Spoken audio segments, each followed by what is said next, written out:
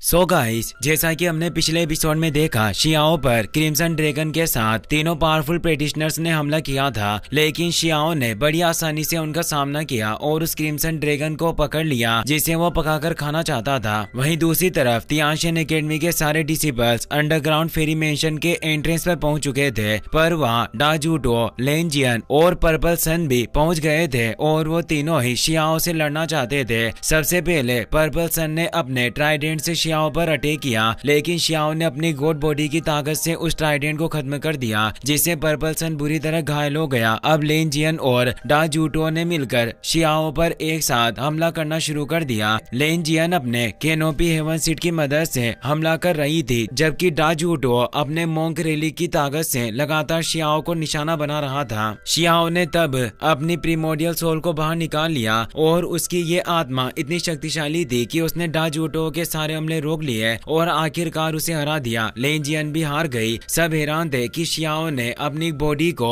एक सीट की तरह रिफाइन कर लिया है। अब वो अंडरग्राउंड फेरी मेंशन की ओर बढ़ गया। अब सीन बदलता है, हमें अंडरग्राउंड इमोर्टल सिटी के एंट्रेंस का नजारा दिखाया जाता है, जहाँ शियाओ के सारे दोस्त और तियानशिन एकेडमी के डिसिपल्स मौजूद हैं। वो सब अभी तक अंदर नहीं गए थे। तभी शियाओ वहाँ पहुँचता है और पूछता है, तुम लोग अभी तक अंदर क्यों नहीं गए? उसके पीछे पीछे पर्पल सन, डा जूटो और लेन जियन भी पहुंच जाते हैं, जो सब घायल दिखाई दे रहे थे। सभी शियाओ को देखकर बहुत खुश होते हैं और जल्दी से उसके पास आ जाते हैं। बियान्यू शियाओ के पास आती है और कहती है, तुम बहुत देर से आए, हमें तुम्हारा इंतजार करते करते काफी वक्त हो गया। शियाओ मुस्कुराकर जवाब देता है, तुम मेरा इंतजार क्यों कर रही थी? मैंने तो कहा था कि मैं तुम्हें फॉलो करूंगा और तुम्हारे पास पहुंच जाऊंगा। तभी काओ यूशेंग आगे आता है और धीरे से कहता है, ये मॉडल मेंशन कुछ अजीब है। मैंने कई तरीके आजमाए, कई फॉर्मेशन लगाए, लेकिन अंदर जाने का रास्ता नहीं खुला। शायद इसके लिए किसी स्पेशल चाबी की जरूरत है और वो मिस्टीरियस बॉक्स जो तुम्हें मिला था, शायद उसी में इसका रहस्य छिपा है। शियाओ उस एंट्रेंस को गौर से देखता है। वहाँ कई सीलिंग पैटर्न्स बने हुए थे। पर्पल सन जबरदस्ती अंदर जाने की कोशिश करता है, लेकिन वो सील उसे जोर से पीछे फेंक देती है। काओ यूशेंग कहता है, देखा ना, ताकत से यहाँ कुछ नहीं होगा। शियाओ उस सील को ध्यान से देखता है। उसे एक रून नजर आता है जो उसी मिस्टीरियस बॉक्स पर भी बना हुआ था।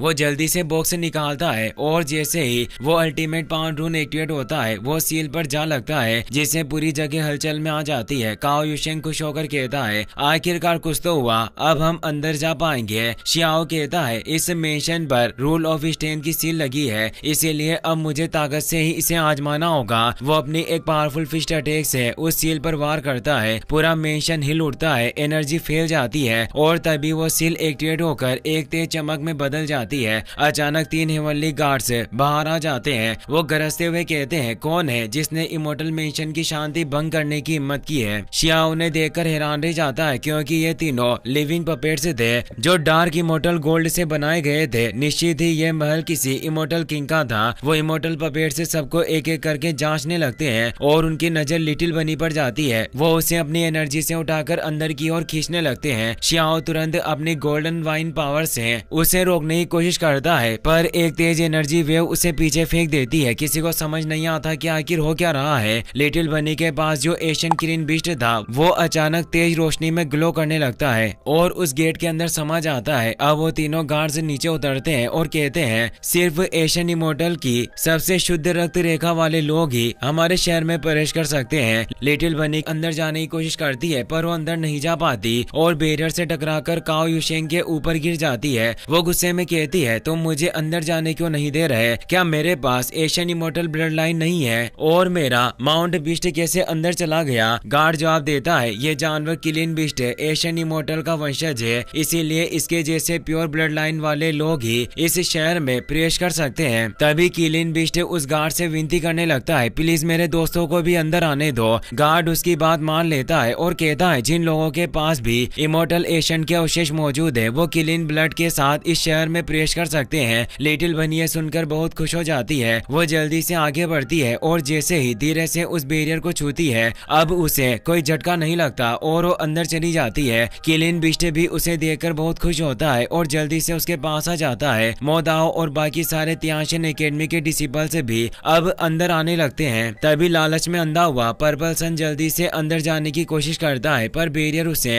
अंदर जाने नहीं देता। वो गुस्से में चिल्लाता है, जब सब अंदर जा सकते हैं तो मैं क्यों नहीं? गार्ड उसे बताता है तुम्हारे पास कोई क्लीन ब्लड लाइन नहीं है, इसीलिए तुम अंदर प्रवेश नहीं कर सकते। लिटिल बनी मुस्कुराते हुए कहती है बैंगनी बैंगन, सुना ना तुमने, अगर अंदर जाना है तो औकात में रहो, क्योंकि इस इमॉर्टल मेंशन की सारी अपॉर्चुनिटीज मेरे क्लीन बिस्ट के जरिए दी जा रही है, इसीलिए आज्ञाकारी तरीके से कतार में लग जाओ। अब सब लाइन बनाकर आगे बढ़ने लगते हैं। अब बारी आती है मोदाओ की, लेकिन अंदर जाने से हिचकिचाता है क्योंकि उसे पता था कि उसका ब्लड विदेशी दुनिया का है। उसे यकीन था कि यह मेंशन उसे अंदर नहीं जाने देगा। शियाओ भी ये समझ जाता है, फिर भी मोदाओ हिम्मत करके जैसे अपना हाथ बैरियर पर रखता है, उसे तेज झटका लगता है और उसके मुंह से खून निकल आता है। गार्ड गुस्से से भरकर कहता है ये तो विदेशी दुनिया का दुश्मन है। शियाओ तुरंत मोदाओ के बचाव में आगे आता है और कहता है भले ये दूसरी दुनिया से आया हो, लेकिन अब इसने अच्छाई का रास्ता अपना लिया है। गार्ड अपनी डिवाइन आई की मदद से चेक करता है और उसे पता चलता है कि मोदाओ की प्रीमोडियल सोल शियाओ के बॉडी में मौजूद पेगोड़ा से जुड़ी हुई है, इसीलिए उसे अंदर जाने की अनुमति दे देता है, लेकिन एक चेतावनी देता है तुम सिर्फ कुछ स्पेसिफिक एरियाज तक ही जा सकते हो, इस मेंशन की गहराई में प्रवेश नहीं कर पाओगे। शियाओ कहता है ठीक है और अब मोदाओ के साथ अंदर चला जाता है। लिटिल बनी गार्ड के पास आकर कहती है इन बाकी लोगों को 1 घंटे बाद ही शहर में प्रवेश करने देना। खासकर इस बैंगनी बैंगन को पर्पल सन को बहुत गुस्सा आता है, लेकिन वो कुछ नहीं कर पाता। शियाओ और बाकी सारे तियानशेन एकेडमी के डिसिबल्स अब उस मेंशन के अंदर बढ़ने लगते हैं। काओ यूशेंग जल्दी से घर में आता है, उसे लगा वहाँ कोई खजाना होगा, लेकिन वो जगह बिल्कुल खंडहर थी। कमरे में सिर्फ आम चीजें पड़ी थी। वो हैरान रह जाता है आखिर ये जगह खाली क्यों है। उसे लगा कि शायद दूसरे घर में कुछ हो, इसीलिए वो जल्दी से दूसरे घर की तरफ बढ़ता है। वहीं लिटिल बनी भी बाकी घरों को चेक कर रही थी, पर हर घर में सिर्फ कबाड़ की चीजें थी, कोई रेयर ट्रेजर नहीं मिला। अब सीन में बियान्यू दिखाई देती है, जिसके पास काओ यूशेंग और चांग गोंगयान आते हैं। वो परेशान होकर कहती है मुझे भी कुछ नहीं मिला। वो दोनों हैरान रह जाते हैं क्योंकि इस ऊपरी कमरे में भी कुछ नहीं था।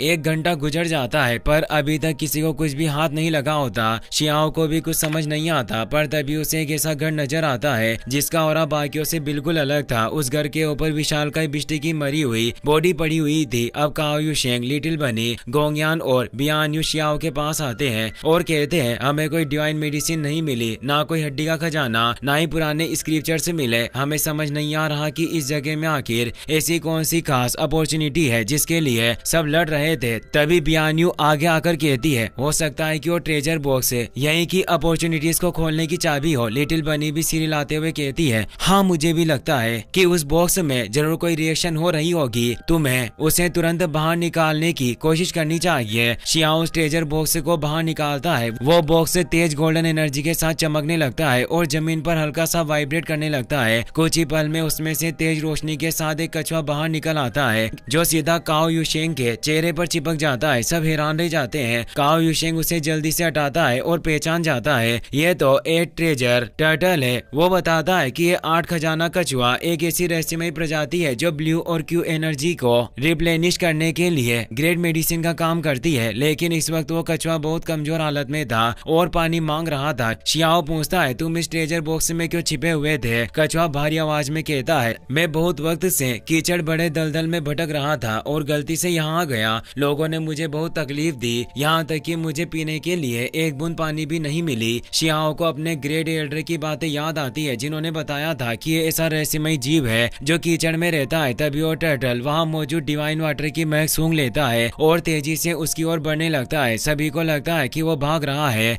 तो सब उसके पीछे दौड़ पड़ते हैं, लेकिन शियाओ ने कहता है कई प्राचीन ग्रंथों में लिखा है कि ये 8 ट्रेजर टर्टल लालची होने के साथ साथ बेहद चालाक भी होता है। जब भी इसके सामने कोई डिवाइन मेडिसिन आती है जो इसके लिए उपयोगी हो तो ये किसी को उसे लेने नहीं देता। काओ यूशेंग झुंझलाकर कहता है अब इन बातों का वक्त नहीं, पहले इसे पकड़ना होगा। वो कछुआ तेजी से एक डिवाइन पॉन्ड में पहुंचता है जहां बेहद शुद्ध एनर्जी से भरा पानी मौजूद था। काओ यूशेंग की आंखें चमक उठती है, वाकई ये तो डिवाइन मेडिसिन से भरा हुआ पुल है और वो बिना देर किए उसमें छलांग लगा देता है। शियाओ सोचता है शायद ये मेडिसिन पुल किसी रहस्यमयी महान एल्डर ने बनाया होगा और शायद वो यहीं कहीं छिपा हुआ हमें देख रहा हो। अब पर्पल सन, डाजूटो और लेन जियान भी वहां पहुंचते हैं क्योंकि लेन जियान के पास एक डिस्क थी जिससे उसने वहां मौजूद डिवाइन वाटर का एहसास पा लिया था। काओ यूशेंग उस पानी को पीने लगता है और उसकी एनर्जी तेजी से बढ़ने लगती है। यह देखकर तियानशेन एकेडमी के बाकी डिसिपल्स भी जड़ से उस पानी में कूद जाते हैं। पर्पल सन भी खुद को रोक नहीं पाता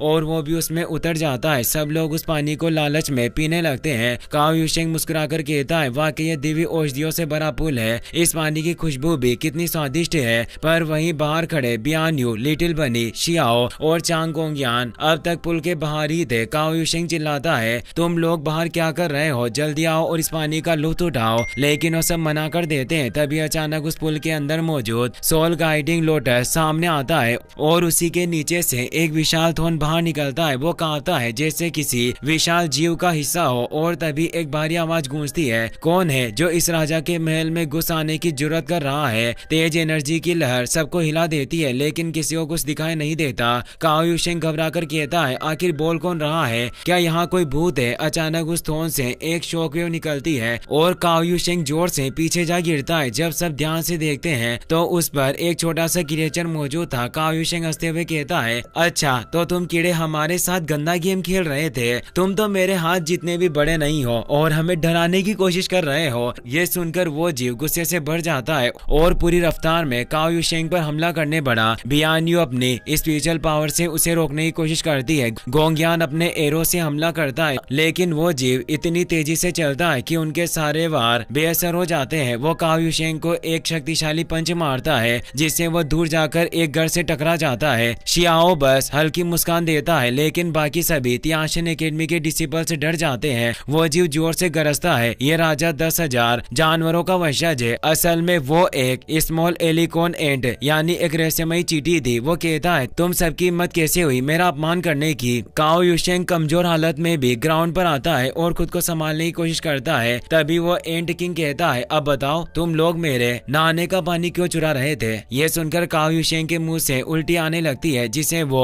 अब तक पवित्र पानी समझ रहा था। वो दरअसल एक एंट किंग का नहाने का पानी था। और इसी के साथ ये एपिसोड यहीं खत्म होता है। अगर तुम्हें कहानी पसंद आई हो तो इस वीडियो को लाइक, शेयर और चैनल को सब्सक्राइब करना ना भूले। Thanks for watching.